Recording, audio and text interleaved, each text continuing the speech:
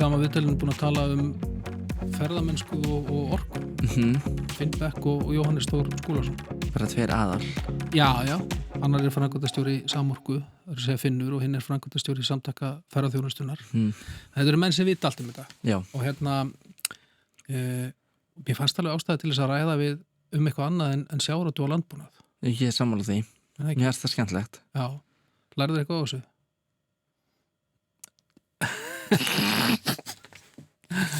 Jú, ég lærði. Þetta var svolítið tæknilegt. Já, ég skildi mjög lítið. Já. Og mér fannst þeir líka gett bara, þeir voru mjög hlutlausir. Þannig mér fannst ég ekkert endilega, einu sem ég lærði kannski var að þetta myndi ekkert hafa einhver galin áhrif á báðar atvinnugreinar. Þeir voru, og sérstaklega hjá mér kannski, þeir voru dálítið mikið að tala svona reglugerðir og lagabálka og eitt og annað. Það var svona kannski misauðvelt að skilja það. Já. En eitt af það sem ég spurði var bara hvort að eitthvað myndi breytast í þeirra gerum ef að Ísland gengi í Evrópusambandið. Það þannig í Evrópuréttinum að hvert og eitt ríki hefur forræði yfir sínum náttúruauðlindum. Að því marki sem að þær eru nýttar, ef það verið að nýta eftir raforkuframleiðslu, þá eru evrópskar reglur sem gilda það. Þannig að með það sem ég hef lesið þá ekki augljós breyting sem að verður á því ef að þetta yrði já að þeir yrði farið í fulla aðild. Við erum með ýmis mál þarna sem að er ekki alveg klárt hvort að verði eitthvað betri innan Evrópusambandsins en utan þess og kannski má segja að í öðrum atvinnugreinum sumum er hægt að horfa á þetta með einhverju leiti skýrar, þar sem þú ert með sjávarútvegskafla, þú ert með landbúnaðarkafla, þú ert með kafla orkumál, auðlindir. Það er engin ferðaþjónustukafli en samt hefur ferðaþjónusta bæði gríðarlega áhrif á samfélagið á gríðarlega mörgum sviðum og alls konar mismunandi lagabálkar sem að hafa áhrif. Gangi Evrópusambandið myndi kannski grundvallar atriðum ekki breyta neitt rosalega miklu fyrir það hvernig svona atvinnugreinin virkar, hvernig ferðaþjónusta virkar á Íslandi. Af því að við erum nú þegar hluti af svona þessum innri markaði ESB sem að geri það að verkum að við getum ferðamenn geta komið hingað án þess að sína vegabréf innan Evrópu. Við erum hluti af svona þessu sameiginlega landamærakerfi sem að Schengen-samningurinn gerir og fáum það svona upplýsingar fólk og annað, þannig að það er allt svona samræmt þegar ferðamenn koma til Evrópu, hvort þeir koma til Íslands eða Þýskalands eða hvað utan eins og frá Bandaríkjunum. Þannig að það er svona það gerir allt miklu auðveldara í að fyrir erlenda ferðamenn að koma hingað. Og svona það sem að þeir virðast svona telja er að af því að Ísland er í EES að þá sé kannski ekkit svo mikið sem henni breytast með eingöngu í ESB. Mér fannst það allavega að vera svona það sem þau sögðu. Sko, mér fannst hann í ferðaþjónustunni Jóhannes, já, vera að tala sko að mögulega gæti þá tollabandalagið við sérstaklega þá Kína breyst og að það sé verið að kaupa þessa kínversku bílaleigunar. Það geti haft einhver svona pínu áhrif en samt ekkert eitthvað að maður ætti eitthvað að hafa ágjör á því. Já, það er rétt, hann talaði alveg Ísland er með fríverslunarsamningu í Kína sem þýðir að við getum flutt inn kínverska rafbíla án þess að það er engin tollalagðir á þá. En í Evrópusambandinu að þar er lagður held ég 15% tollur á kínverska rafbíla sem þýðir að þá myndu kínverski rafbílar hækka 15% í verði eða þeir verið seldið til Íslands þegar við erum komin í Evrópusambandið. Það er svona konkrétt, svona skýrt dæmi það hvernig þetta virkar. Og svo reyndar annað sem að þú varst að velta fyrir þér, það var hvort að rafmagn myndi hækki verði. Ef að auðnast ekki, ef við erum ekki nógu einbeitt í því að passa að við höldum áfram að byggja upp græna orkuframleiðslu eftir að það er alltaf að fjölga þeim sem nota rafmagn og það er að koma ný fyrirtæki en við erum alltaf bara með sömu framleiðsluna þá hækkar verðið á Íslandi alveg óháð ESB og bara eins og það er í dag og verðið er á markaði núna og þess vegna þarf að hugsa mjög vel og það er þegar í okkar lögum og leiðir af evrópskum lögum að það sem að kallað er ensku orðið er affordability, það er bara að orka sér okkur viðráðanlegu verði er grundvallar þáttur í allri orkulöggjöf ESB og nær þá líka hingað inn. Þetta er dálítið áhugavert af því að þessu umræða hefur verið dálítið og eins og þú sagðir sko, dálítið mikið í þessum aðdraganda, með orkuna, hvort að orka verði bara hinlega selt á landi. Fannst þér að fá svör við því hvort að það væri möguleiki? Mér finnst það eiginlega tala að það væri ekki að fara að gerast þú veist, en ég hugsa ef við myndum ganga inn í Evrópusambandið og segjum að orka eins og það ógeðslega dýrt í Danmörku að rafmagn og þetta þá ekki smá skrítið ef við værum líka í Evrópusambandinu og það væri bara gett ódýrt í okkur, myndi það ekki hafa einhverja aflengar, ég trúi bara ekki að við myndum ekki þurfa að gefa eitthvað frá okkur til að reyna að bjarga löndunum í þessu sambandi. En eina leiðin væri sæstrengur þess að flytja orkuna og eins og reyndar, ég spurði hann sérstaklega út í þetta. Ég fattaði það ekki, hvernig maður flytur orku. Það er bara, það er ekki að búti nógu stórt batteri til að fara með þetta héðan, sko. Þannig að þú þarf bara að vera með sæstreng. Já. Og ég spurði Finn og hann benti á að miða við það sem svona flestir segja, að þá muni Evrópusambandið ekki geta þvingað Íslendinga til að leggja sæstreng. Það er eitthvað sem gerist sjálfkrafa í því og þau nefna það að það hafi ekki verið hægt að finna neinn dæmi það að sæstrengir hafi verið settir sko, í óþökk einhverja ríkja, en það er leyfisveitingavaldið og samtali sem kemur á undan slíkri framkvæmd hjá aðildarríkjunum sem að eiga í hlut þó að vissulega sé samstarf á milli ríkja í Evrópu og maður dregur ekki dul á það að sko á meginlandinu þar sem að ríki eiga landamæri og fólk fer bara til vinnu yfir landamæri og það er mikið návígi. Þar er markmiðið að reyna að ná út mestu nýtninu, mestu hagkvæmninni á orkumarkaði og þau vilja tengja saman vegna þess að það geta bara verið skilyrði sem að gera það sérstaklega hagkvæmt fyrir þau ríki en fyrst og fremst er það svo líka hagkvæmni sem ræður því hvaða ríki eru tengd og það eru ríki sem að hafa tengst innan Evrópu á meginlandinu eða innan Evrópusambandsins sem að telli sem bara hafa haft hag að því, það getur líka verið bara viðskiptaleg ákvörðun. Þannig að sem sagt, ef að þetta er rétt, þá er það sem að, þetta er alveg rétt að í sumum löndum, þá hafa neytendur verið að kvarta yfir því að vegna þess að það verða að selja raforku millilanda, þá geti norskur almenningur kannski lendur í því að raforku verða hækkar á þeim að því að norðmenn er að selja rafmagn til Svíþjóðar eða Danmerkur eða bara inn á þetta sameiginlega kerfi. Og það hefur alveg verið umræða þar og í fleiri Norðurlöndum. Þannig að en kannski minni hætta á þetta gerast á Íslandi. Nema þið finnum... Já, ég var ekki að hugsa sko hvernig þú ættir að flytja á milli. Mér var sko smá fyndið að hugsa út í það og ég kom á þetta með Kína og Bandaríkin að Kína sé að byrja að fljúga til Íslands. Mér finnst það sko mjög skrítið. Ég veit ekki af hvernig mér finnst það svona skrítið en mér finnst það mjög skrítið.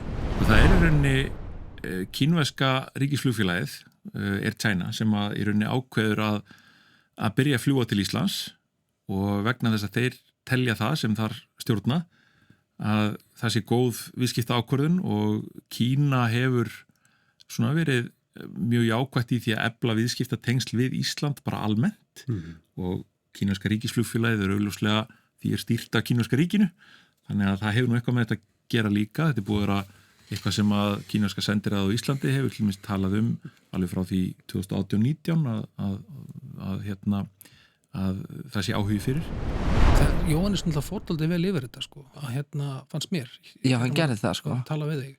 Og þeir eru bara, þetta er bara stór markaður. Það er að segja kínverski ferðamenn á Íslandi. Já, þetta er bara hjút, en við þetta bara ógeðslega fyndið. Þetta spáði skella. En þú veist, ég hugsa, er þá ekki ógeðslega fyndið að fara til Kína ef það verður ekki eitthvað létt? Ég hef farið. Og hvernig er það? Það er bræði. Já, er það ekki gaman? Jú, ég var 98 og rosaland síðan að mér langar að fara aftur. Þú getur gert það í október. Já, bara beinuflug eins og þú orðaði það, fara sofa í Keflavík og vakna í Beijing. En þú ert líka aðeins að pæla í vegabrifum. Hvað var það sem varst að spá í? Sko, út í að mér finnst allt svo skrítið, ég er búin að fatta það nýla, mér finnst bara allt skrítið, mér finnst mjög skrítið, ég man ekki hvert ég var að fara, ég er búin að ferða það svolítið í sumar og ég fór eitthvert og ég tók ekki upp vegabrifið mitt og ég hugsaði bara, það er mjög skrítið og það er fyrst lagi, hvernig veit einhver að ég sé að ferðast Evrópu sko, ég hef alveg verið stoppaður, ég var stoppaður út í Danmörku og þau trúðu ekki að ég væri Íslandingur, þau fannst mjög skrítið að vera með íslenskt vegabrif og svo var ég núna að hugsa, hvernig er því að labba í gegn ef fólk bara búið að ákveða að ég sé að koma frá Evrópu. En það sem gerist náttúrulega er það að sko, þú lendir á mismunandi stöðum á flugvöllum eftir því hvort þetta fljúga innan Schengen eða koma utanfrá. Þetta var eins og í Keflavík, ef þú kom frá Bandaríkjunum, Já, lendur á 10. lendur á 10 og þá þarf að fara í gegnum þessi hlið. En gætir þú veist, gætir ekki einhver sagt bara vera að koma frá einhver landi sem eru ekki innan þetta, Schengen, og farið svo bara flakk Evrópu og engin pælir í því og því hann að fljúga Evrópu. Já, alls staðar þar sem þú kemur, bara þar sem þú lendir, þá þarftu, fyrsti flugvöllunni sem þú lendir á, Já. þá þarftu að fara í gegnum eitthvað svona hlið. En þegar leiður komin í gegn, einu sinni, En er það ekki létt að halda sér inn í Evrópu? jú, þú getur gert það. Er það ekki? Jú. Geti ég ekki bara eitthvað fara að taka lest og bara eitthvað og svo bara veistu aldrei hvar ég er? Jú, í grunninn, að því að sko, þetta gengur út af það að sko, Evrópu er alveg sama hvar þú ert. Þau vilja vita þegar þú kemur inn, hver þú ert. Svo máttu gera, mátt ferðast innan Evrópu eins og þú vilt og svo sjá þig aftur þegar þú ferð.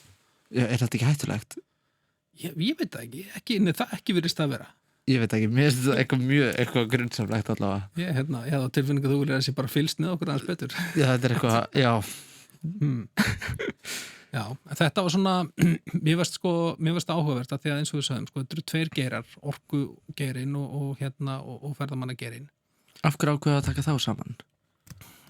Já, kannski bara vegna þess að þetta eru geirar sem að það er kannski ekki mikið verið talað um og svolítið óljóst fannst mér kannski fyrir þessi viðtöl hvaða áhrif mögulega ingang á ESB myndi hafa, ef einhver. Því mér finnst aldrei mikilvægt að fá allir að segja okkur, heyrðu, ok, þetta er svona, er eitthvað raunverulega að fara að breytast. Og mér finnst svona báði vera á því að það væri ekkert að fara að gerast. En svo ræddiði líka mikið um EES-samningin og ég ákvað að spyrja aðeins út í það í lokin, sko, hvort að þeir hefði einhverjar áhyggjur af því að staða hans væri að breytast og hvort að það myndi þá hafa mikil áhrif. Annað sem ég held að líka kannski verði svona fái auki vægi til dæmis ef verður nei kemur út úr þessu, að þá er samt hagsmunagæslan gagnvart Evrópureglunum og því sem kemur á grundvelli EES-samningsins gríðarlega mikilvægt. Og við höfum hjá Samorku verið að standa svona ákveðinni tilraun með það að við reyna að gera okkur meira gildandi í Brussel á grundvelli EES-samningsins í samstarfi við þjóðir sem að við þekkjum vel til, með erum á norrænu orkuskrifstofunni með starfsmann sem er þar til þess að eigi samtölum til að koma á framfæri upplýsingum sem er alveg hægt að úti í lagasetningarferlinu. Það er ekkert örugt í veröldinni en hann hefur verið gríðarlega mikilvægur fyrir Ísland. Hann veitir til dæmis ferðarþjónustunni mjög mikilvægan grundvöll, fjórfrelsið, tryggir frjálsa för fólks á milli landa, fjármagns og atvinnulífs, þannig að við náttúrulega byggjum okkar ferðarþjónustu í rauninni að stórum hluta á erlendu vinnuafli sem kemur frá EES-löndunum og verðum að gera það einfallega bara vegna þess að við erum lítið hagkerfi í örri þróun í rauninni í öllum atvinnugreinum. Og þeir segja það. Já, þeir eru alveg á því að og kannski Íslendingar eigi að fara að hugsa meir um EES-samningin og Jóhannes Stór til dæmis talaði það að það væri mjög mikilvægt að Íslendingar myndu óháð því hvað gerist eftir viku í þessari atkvæðagreiðslu fara svona að hugsa meir um það hvernig við ætlum að gæta okkar hagsmuna gagvart Evrópu og hvernig við ætlum að hafa áhrif á löggjöfuna sem að kemur þá frá Evrópusambandinu til Íslands í gegnum EES-samningin. Þannig að svona, þeir voru alveg báðir á því að við þyrftum að fara svona kannski Íslendingar sem þjóð aðeins meira að pæla í þessum hlutum. En hvernig getur þið breytt samning? Hann er alltaf að breytast náttúrulega. Það er endalaust verið að semja einhverja reglur eða búa til einhverja samninga. En má það bara? Þegar við gengum inn í EES-samningin og getur hann svo bara breyst, bara endalaust og við bara erum ennþá bara skuldbundin honum. Já, sko hann getur breyst, sjálfur samningurinn breytist náttúrulega ekki nema báðar hliðar séu samþykkar. Það er að segja EES-ríkin annars vegar og ESB-ríkin hins vegar. En við erum hins vegar að taka alls konar löggjöf frá Evrópusambandinu í gegnum EES-samningin sem að við náttúrulega höfum engin bein áhrif á. Við getum haft óbein áhrif á með því að beita einhvers konar þrýstingi í Brussel, þar sem að lögin eru sett. Þannig að þannig breytingar koma með EES-samningnum, þar að segja bara lagabreitingar. En Alþingi er alltaf að setja ykkur lög sem eru bara bein afleiðinga því að við erum í EES. Þannig að þannig breytingar verða. En sjálfum samningnum verður ekki breytt nema báðir aðeins séu samanlega það. Já. Svo reyndi ég líka í lokin að fá aðeins til að spá í spilin fekk nú kannski ekki mjög skýr svörfæði. Eina sem ég treysti mig til þess að spá fyrir að það mun bara hækka hittastíði hérna með hverjum deginu sem líður og við verðum að vanda okkur, við verðum að sem samfélag geta komist í gegnum svona, bara rökræður, virða skoðanir, virða niðurstöðuna hver sem hún verður. Mér finnst mjög erfitt að spá þetta eins og staðan Ég sveiflast svolítið frá degi til dags það hvað muni gerast í þessu. Ég held að svona út frá því hvernig þetta í gangi, þá held ég dagsformið þarna dagana fyrir í umræði þáttunum og svo bara flestir stór hluti fólks ákveðu sem nú bara þegar það komið inn í kjörklefan. Hlutir eins og að það verður rosa góð útilegu helgi getur líka haft áhrif hverjir mæta þá og hverjir ekki. Þannig að þetta staðan. Þeir eru hvoruð þeirra vildi spá hvort að já að nei myndi vinna. En sko Patrikur, nú vika í þetta. Þú ert búin að vera hér í sumar að fylgjast með þessu. Ert þú farin að einhverja tilfinningu fyrir því hvernig þetta fer? Mér líður eins og þetta verður sko mjög tæft en mér líður sko eins og við séum að fá nei. Já. Hvað það fyrst? Bara að sjá meira frá þeim? Mér finnst ég bara að sjá einhvern veginn meira frá þeim. Mér finnst fólki í kringum mig kannski vera meira að fara að segja nei en þú veist, það geti einmitt bara verið fólki í kringum mig svolítið. Þetta áhugavert af því að sko skoðanakannir sem við höfum séð við erum spenntið þess að þetta sé mjög jafnt en svo getur maður horta á Brexit í Breitlandi þar bentu skoðanakannir til þess að Bretar myndu ákveða að vera áfram í Evrópusambandinu en þeir úrslitin eru samt þau að Bretar fara út úr Evrópusambandinu og í seinni atkvæðagreiðslan á Íslandi þá sýndu skoðanakannir að Íslendingar myndu samþykkja ICEF-samningin með rétt rúmi meira hluta en sko niðurstaðan í kosningun svo að 60% greiða atkvæði gegn honum. Þannig að það mjög mikil munur í þessum tveimur tilvikum á því sem skoðanakannir segja og síðan úrslitunum. Og spurningin hvort að við munum sjá það sama hér. Ég alltaf bara spenntur að sjá. Ég held nefnilega að það fari svolítið eftir hverju fara að kjósa. Ég myndi allavega halda ef yngri kynslóðum verður duglega og fer að kjósa að þá eru meiri líkur að það verði já. Mér finnst yngra fólki vera meira já megin. Já, þið finnst það? Mér finnst það. Já. En mér finnst bara mjög óglegt að mikið af yngri kynslóðunum fara að kjósa. Já. Mér finnst þau einhvern veginn vera smá meira alveg sama og eru ekkert búin að vera pæli í þessu og eitthvað svona einhvern veginn ekki búin að setja sér alveg inn í þetta. Já, spurning hvort það gerist núna í loka vikunni. Við þurfum kannski eitthvað að mæta aftur og gera þetta eins upp, eða hvað? Já, það getur verið sniðugt. Fara yfir það sem við erum búin að læra í sumar. Já, það svo mikið. En það ekki? Jú. Patrikur, ef að segja þetta gott. En það ekki. Takk fyrir þetta. Sömuleiðis, takk fyrir daginn.